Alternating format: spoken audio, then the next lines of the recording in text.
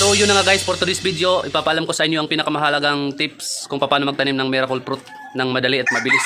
Guys, kailangan nyo itong malaman. Panoorin nyo ang video na to. But first, ipapakita ko muna sa inyo ang aking itinanim na miracle fruit. Ito guys. Ayan. Ayan yung itinanim ko. Ito. Dali lang ha. Ayan. Ayan guys, ayan. Dito ko yan itinanim. Ayan, dyan sa lupa. Ayan guys. Ayan. Ang edad niyan, nasa 3 buwan. 3 buwan pa lang yan guys. Ito pa yung isa. Yung isa. Ayan. Parang mamamatay itong isa. Ayan yung isa. At ito yung isa guys. Ito yung mataas. Ayan yung isa. Ayan. Ayan. Itong isa hindi yan tumubo. Kasi mahaba yung pagkakatanim ko. Dapat pala guys, pag mahaba, hanggang yan, pag magtatanim kayo, ganyan lang kahit 12 inches lang, isang dangkal lang, isang dangaw. Ganyan lang dapat. Hindi yung ganyan na mahaba kasi hindi pala siya tumutubo. Ito nga pala guys yung malaking miracle fruit namin. Doon titingnan natin. Ayan, naglalaglag na yung mga bunga. Ayan. Ito yung miracle fruit namin guys, ayan.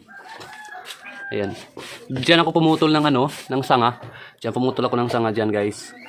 Tsaka ayun ay tinanim ko. Titingnan pa natin yung isa, guys. Titingnan pa natin yung isa, itinanim ko doon sa likod na hindi tumubo. At ipapaalam ko sa inyo ang mga rason kung bakit hindi tumubo. Tara guys, let's go.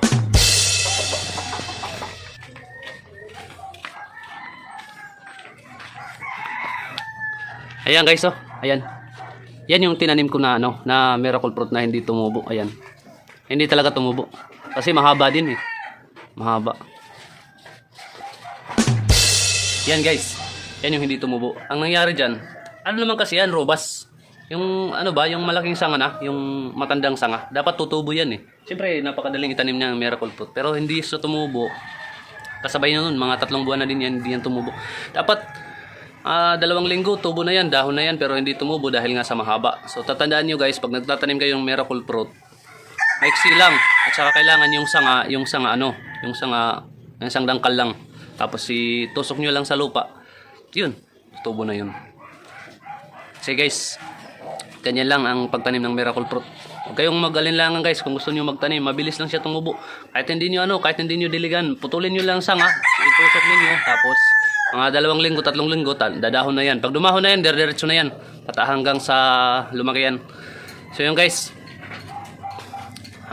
Sa mga gustong magtanim ng miracle fruit, pwede kayong magtanim. At saka tandaan nyo lang yung tips na dapat isang dangkal lang. Tapos yung matandang sanga, yun na, sigurado na yun. 100%, ay 99.9% lang. 99.9% tutubo na talaga yun. Saka mabilis yan tumubo. Sige guys, marami pa tayong mga bagay na pag-uusapan. Subscribe lang kayo sa ating channel. Maraming salamat.